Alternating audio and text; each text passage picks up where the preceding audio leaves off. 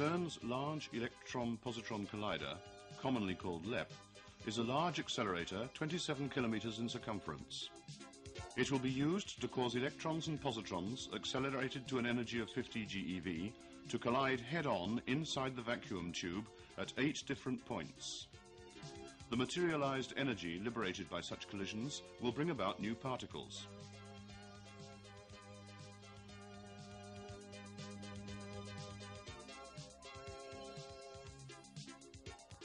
The building of such a huge ring was made necessary by the fact that electrons and positrons subjected to centripetal acceleration lose energy in the form of electromagnetic radiation.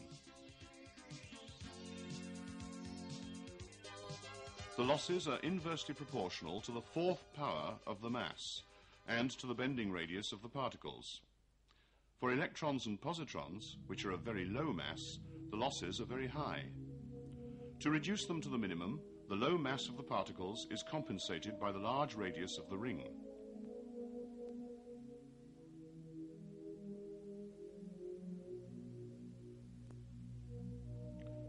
"20 kilometers of the accelerator, installed in an underground tunnel at a depth of between 55 and 148 meters, lie under French territory, and 6.7 kilometers under Switzerland. The orbit described by the electrons and positrons is not actually circular, but made up of alternate arcs and straight sections.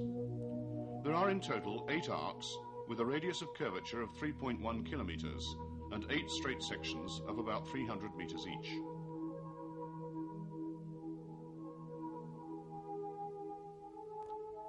In 4 of them are the areas where the experimental detectors are installed. That of L3 at point 2, Aleph at point 4, Opal at point 6, and Delphi at point 8.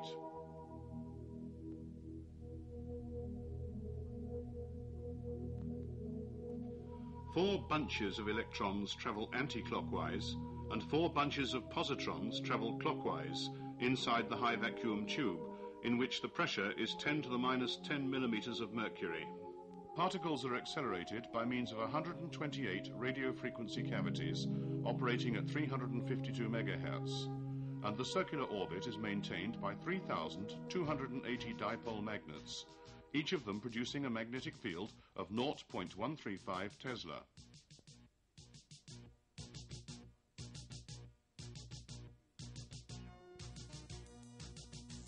The beams are focused by 760 quadrupoles and 520 sextupoles. The 8 bunches collide every 22.4 microseconds. Highly sensitive particle detectors in the experimental areas examine the nature and frequency of the interactions with the aim of clarifying some of the mysteries which still hamper our knowledge of fundamental physical laws, especially those concerning electroweak interactions. According to the electroweak model, the annihilation of an electron and a positron can produce a fermion-antifermion pair through 2 separate processes. One purely electromagnetic, in which there is a photon exchange, and one which is typical of the weak interaction via the exchange of a Z0 particle.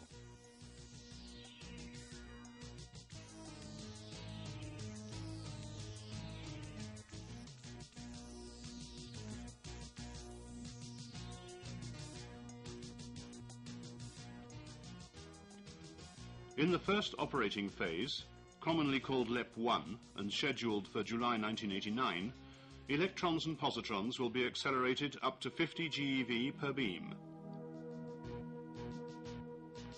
High-intensity electrons and positron beams will be accelerated to reach a high luminosity, in other words, a high number of collisions. It is intended to produce within a year about 1 million intermediate Z0 bosons, whose mass, decay modes, and resonance width will be accurately determined.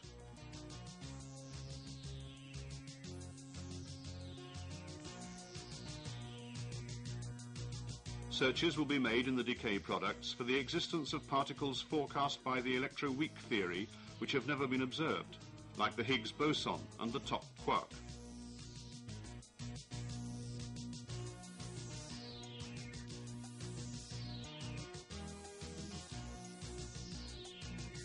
Besides the measurement of parameters of electroweak theory, like the Weinberg angle, LEP 1 could make it possible to discover new phenomena never seen with existing facilities. A subsequent phase, LEP 2, is scheduled for 1993 to 1994, in which electrons and positrons will be accelerated until an energy of about 100 GeV per beam is attained. This will facilitate a detailed study of the production of W+, W- pairs. The existence of W+, W- and Z0 has been experimentally proved at CERN by Carlo Rubbia and co-workers in proton-antiproton collisions.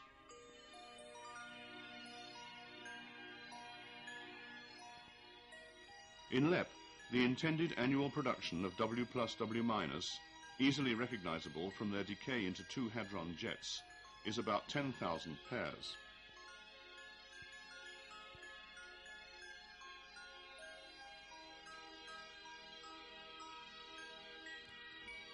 OPAL, a name indicating the large number of investigation facilities provided by the apparatus, is the detector located at interaction point 6, close to the Franco-Swiss border at Versailles.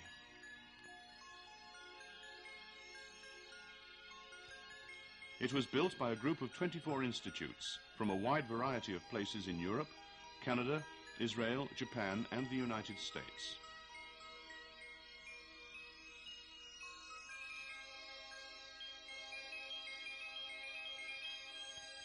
Major engineering work has been done by European firms in France, Germany, the Netherlands, Italy, Spain, Switzerland, and the United Kingdom, as well as in Canada and Japan.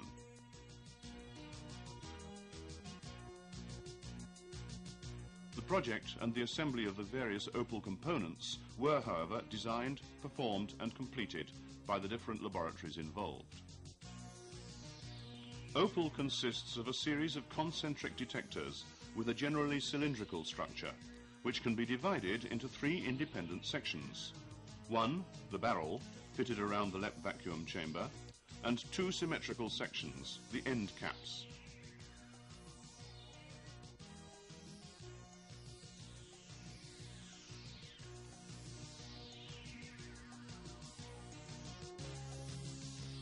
From the center of the detector to the outside, there are the central detector surrounding the vacuum chamber,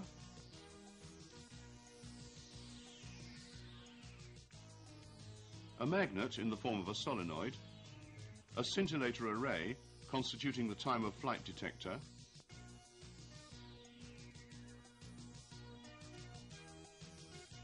an electromagnetic calorimeter, a hadron calorimeter, and finally a set of drift chambers to detect muons, the only particles capable of passing through dense materials forming the innermost detector components.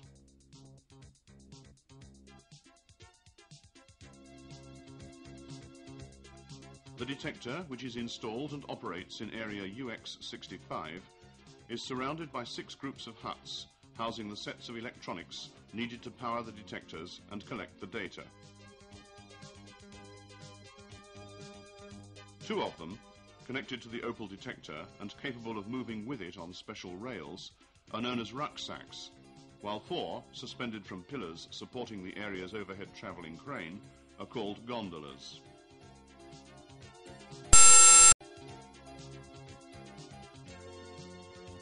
The central detector consists of 3 distinct parts: the vertex detector and the jet and Z chambers.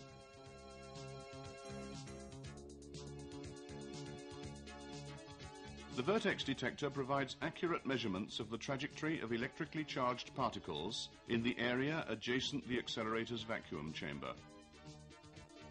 It is a hollow cylindrical drift chamber 1 meter long with an inside radius of 8 centimeters and an outside radius of 25 centimeters.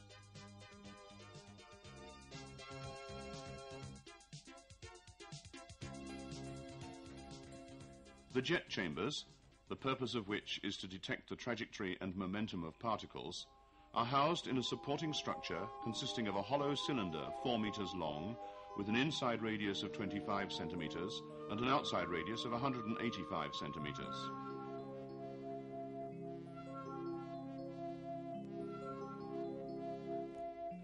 This structure is subdivided into 24 identical sectors, each containing 160 wires 1 centimetre apart, alternating with 161 earthed wires.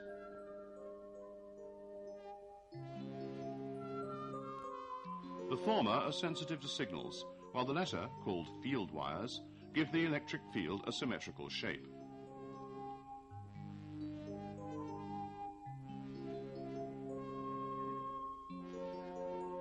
Jet chambers operate with a gas mixture made up of 88% argon, 9.4% methane and 2.6% isobutane at a pressure of about 4 bars absolute. As the particles cross the chamber, they generate ionization and then leave tracks which, when analyzed, identify ionizing particles.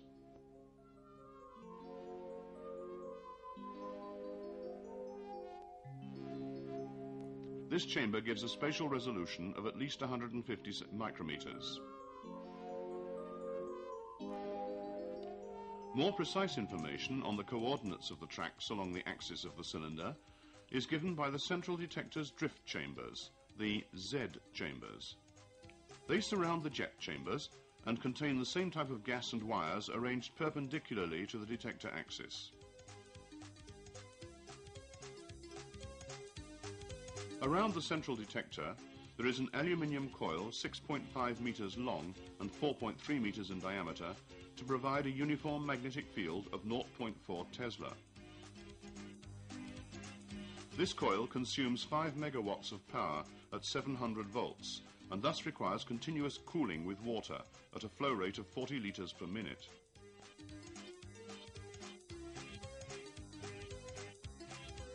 For the LEP 2 phase, it is intended to replace the conventional magnetic solenoid by a superconducting coil capable of producing a magnetic field of 1 Tesla. The powerful and large magnetic field bends the trajectory of the particles, from which it is possible to determine their momentum and charge and, knowing their velocity, to establish their mass.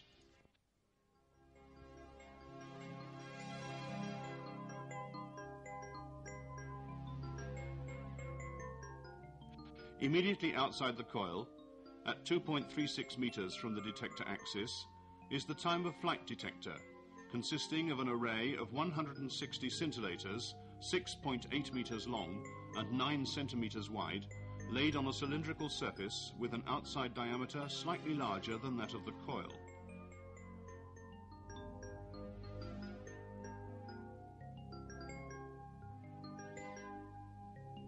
There are photomultipliers at each end of the scintillators to detect the light of the particles propagated in the scintillator.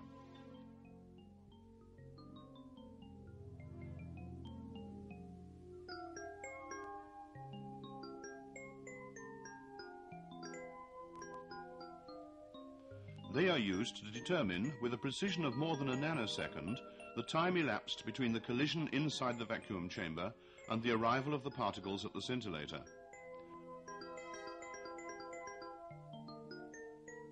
These measurements will make it possible to determine the velocity and mass of the incident particles for energies up to a few GeV.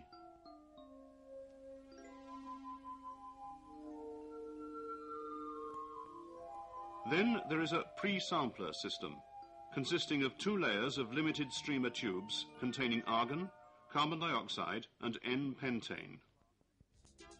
It is located outside the time of flight detectors and is designed to pre-sample both the electromagnetic and the hadron shower, thus improving the energy resolution.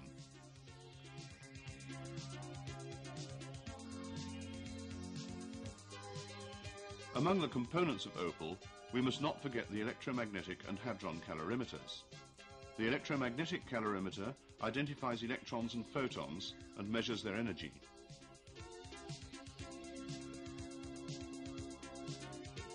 In OPAL, it consists of a cylindrical part, the barrel, fitted outside the pre-sampler, and 2 end caps arranged at the end of the central detector, and 2 small angle detectors.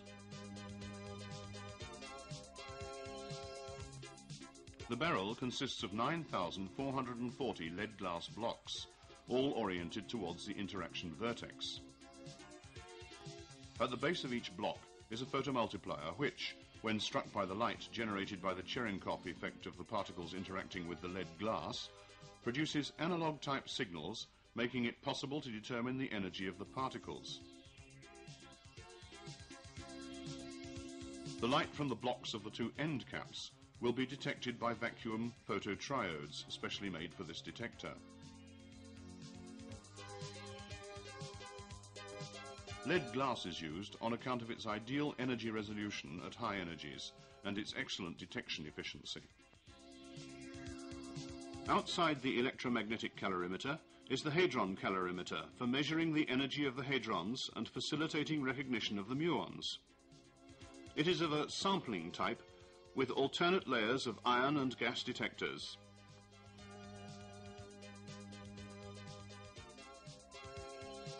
The latter are of the limited streamer type, operating in saturation mode with discharge limited in space to a few millimeters along the wire. This calorimeter consists of three main blocks: a cylindrical part, the barrel, surrounding the internal detectors, two external end caps, and two internal ones, also known as pole tips.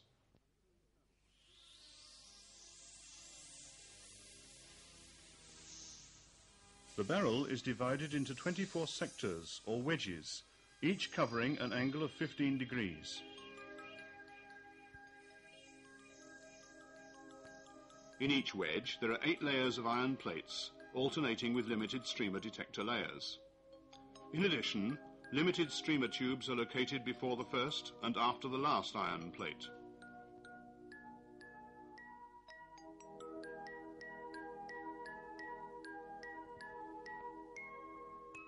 The internal end caps, 1.85 meters in radius, are made up of 10 annular iron plates, 8 centimeters thick, spaced 1 centimeter apart.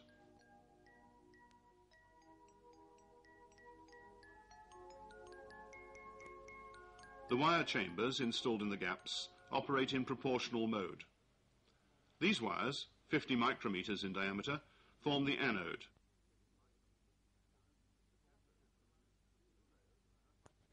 The cathode consists of 2 layers of graphite-coated mylar, arranged 3 millimeters above and 3 millimeters below the anode wires.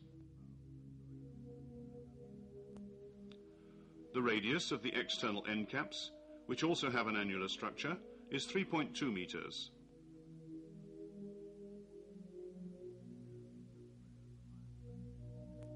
Here, the 7 layers of iron plates, 10 centimeters thick and spaced 3.5 centimeters apart, alternate with limited streamer tube layers.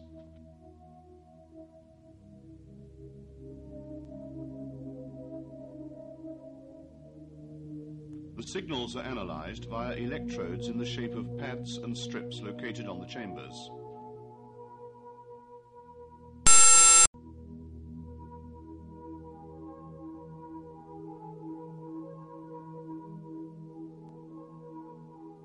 The pads are 50 by 50 centimeter copper foils in a pyramidal array pointing towards the interaction center, intended to measure the charge liberated by ionization from particles passing through the material.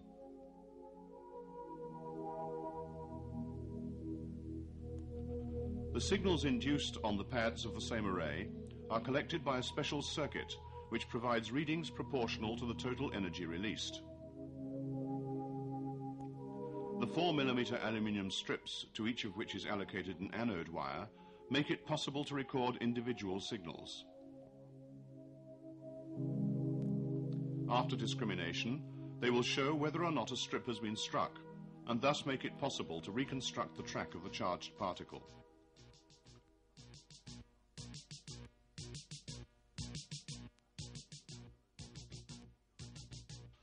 In the outermost part of opal is the muon detector, also consisting of a barrel and 2 end caps.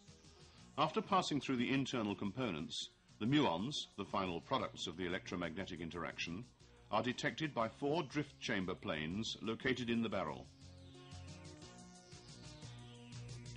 Each chamber, 10 meters long and 60 centimeters wide, has a single wire parallel to the beam.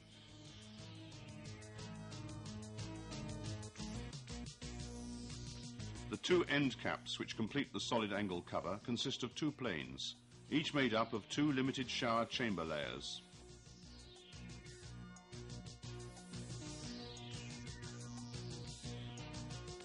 The cross strips fitted on the chambers provide information on the spatial direction followed by the particles during their travel.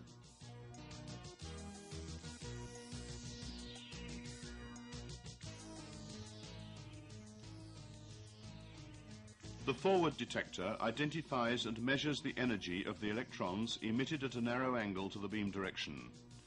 It consists of two identical cylindrical units, one at each end of the detector, at over 2 meters from the interaction point. From the inside to the outside, each of these modules contains two wire chambers, 4 pairs of scintillators, a pre-radiator, and a cylindrical electromagnetic calorimeter fitted around the vacuum chamber.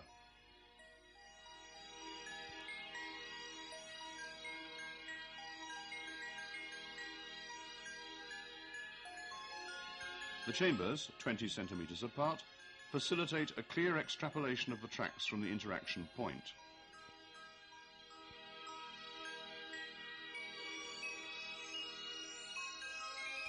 The scintillators are essentially used to monitor the luminosity, while the calorimeter, in which lead discs alternate with scintillating material, provide the total angular cover essential for the identification of photons and electrons.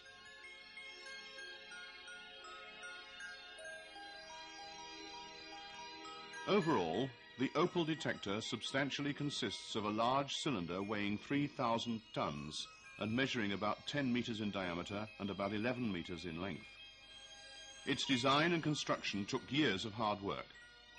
Suffice it to record that the letter of intent for the experiment was submitted in January 1982, and the proposal was discussed by the LEP Experiments Committee in March of that year, while data taking is scheduled for the second half of 1989.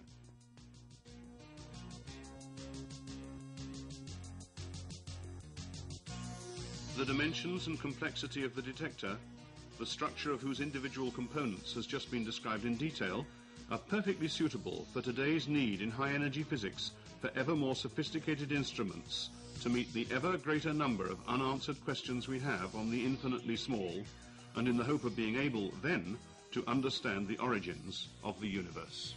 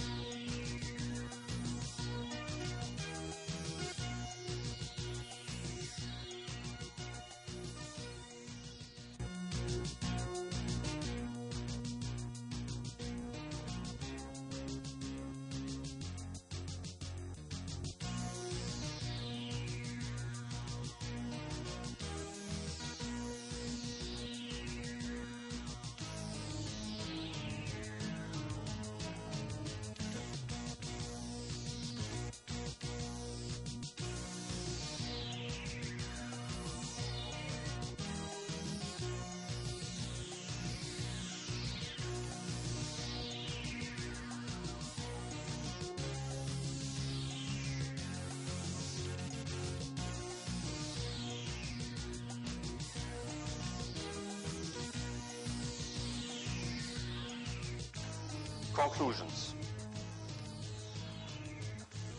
The opal measurement of the parameters of the intermediate vector boson is at 0 based on 4,359 events. Hadronic decays of the Z are as follows: 91.01 plus minus 0.05 plus minus, and now I put for the first time the uncertainty in, which is due to the machine energy uncertainty, which is 0.046 GeV.